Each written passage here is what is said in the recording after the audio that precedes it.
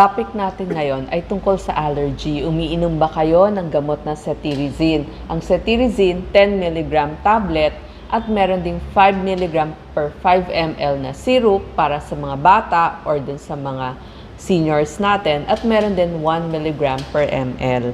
So yan po yung available dito sa Pilipinas. Ang cetirizine ay tinatawag na anti-allergy.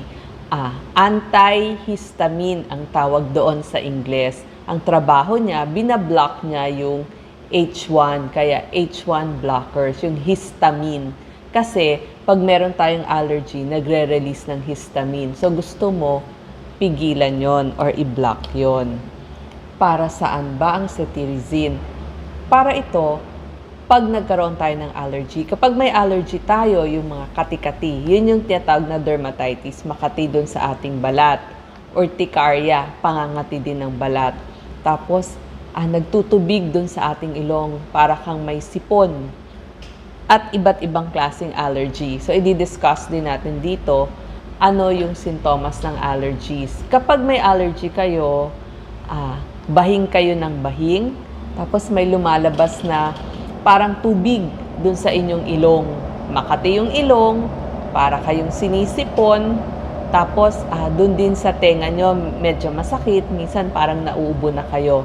Tapos dun sa may sinus nyo, dito sa ibabaw, masakit yung sinus, yan yung butas doon sa ating bungo. Medyo parang hilo ka. Tapos yung mga taong may allergy palagi, maitim yung kanilang mga mata. Kasi lagi nga nilang kinukusot. Tapos yung mata nila, ang kati-kati din. Makati, nagtutubig, mapula, kusot ng ating mata. Mahihirapan din huminga, para kang hinihika, pero higit sa lahat, makikita mo yung iyong balat, may rashes. Ang tawag doon, maculopapular. Minsan parang nakaumbok siya, tapos tuldok-tuldok. Ito naman ang milligram ng ating cetirizine. So, merong 5 mg per 5 ml, pwede din. Pero, pag sa adult, 10 mg ang ginagamit. So, kapag malalaki na or adult, isang tableta once daily. Kung gusto nyo po ng syrup, 2 kutsarita. Pero kapag 6 na taon hanggang 12 taon, 5 ml syrup ang ibibigay natin.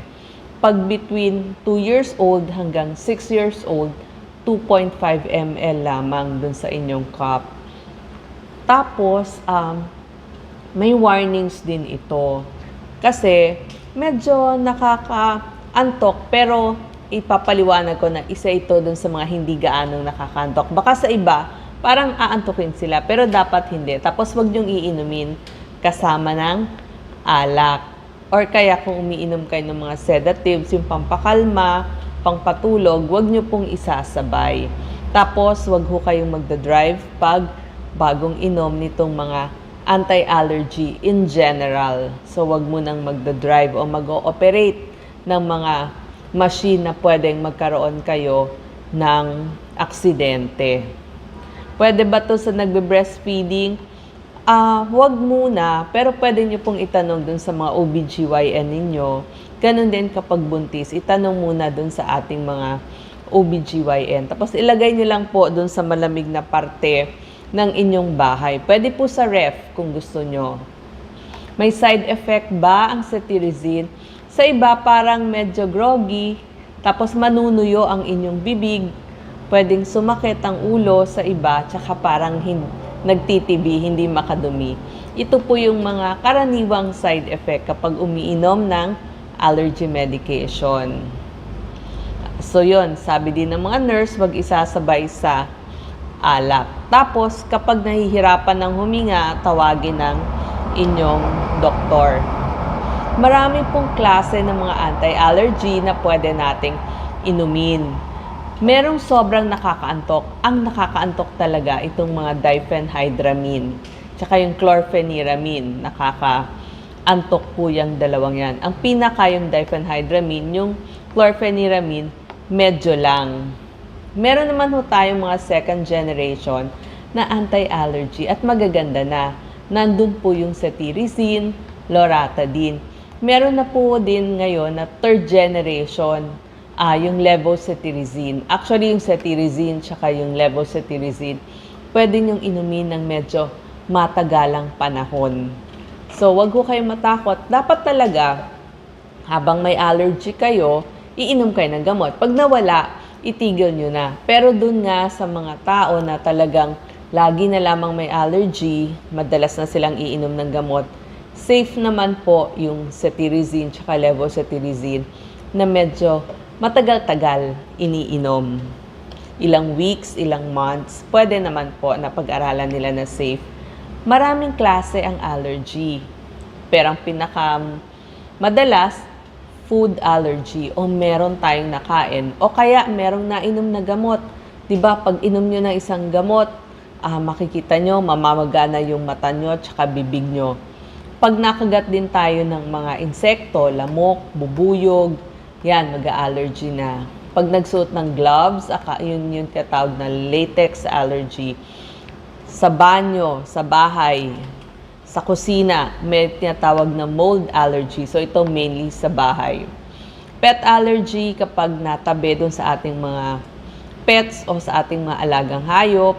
Tapos pollen, kapag panahon na ng pollen, yung marami ng damo dyan sa ating labas. Dust mites, kapag hindi gaanong nalilinis ang bahay. Kaya pinapayo natin, lagi maglilinis ng bahay, magpapagpag ng alikabok, kurtina, maglalaba lagi ng mga bed sheets, magwawalis. Tapos yung pets natin, pwede naman sa labas lang muna ng bahay. Para dun sa mga hindi allergic, pwede silang lumapit. Pero dun sa mga allergic na tao, huwag munang lalapit. Isang common ay ang food allergy. So nakita nila, 90% ng mga allergies ay dahil sa pagkain.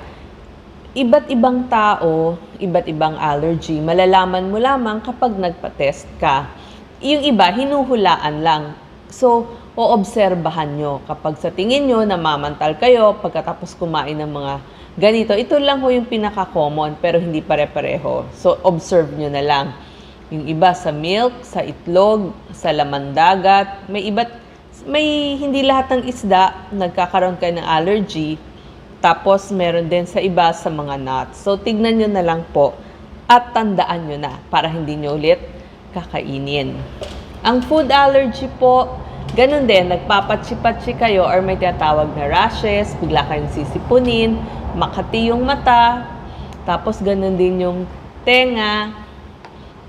Yan po, minsan parang yung bibig ninyo or dila ninyo makapal.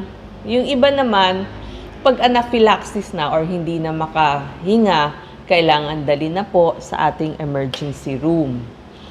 Yung iba ang cause naman, animals, milk, gloves, chemical. So, iwas din po sa ilang chemicals.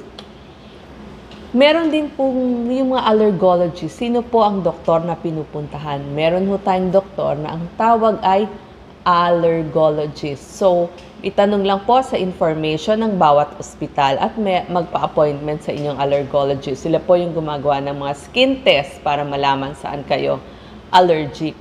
Meron po tayong mga natural remedies kapag kayo ay taong laging nag-allergy. Nakita nila, sinasabi po ito ng allergologist, maganda daw ang mga probiotics sa mga taong may allergy. So, meron pong mga supplements niyan or kaya yung iniinom natin, mga yogurt. Maganda rin po ang vitamin D plus zinc sa mga health stores. Meron yan. Nasal irrigation, ito po yung saline solution para sa ilong. Mura lang po ito, wala pang 100 pesos. Ngayon po, marami ng HEPA filter na nabibili.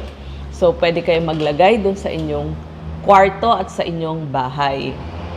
Mag-exercise pa rin, magpapaaraw, at nakita nila may ilang mga supplements na nakakatulong. Katulad ng vitamin C kasi antioxidant yan. Yung quercetin, yung mga flavonoids yan galing sa inyong sibuyas, sa inyong apple. Tapos, omega-3, nakakatulong din po. Nakukuha naman ito sa mga isda. So, fish oil yon. Probiotics, dun sa mga yogurt. At green tea, nakita natin, maganda din daw po sa mga nag-a-allergy. May ilang katanungan kayo, pwede bang mag-cause ng lagnatang allergy?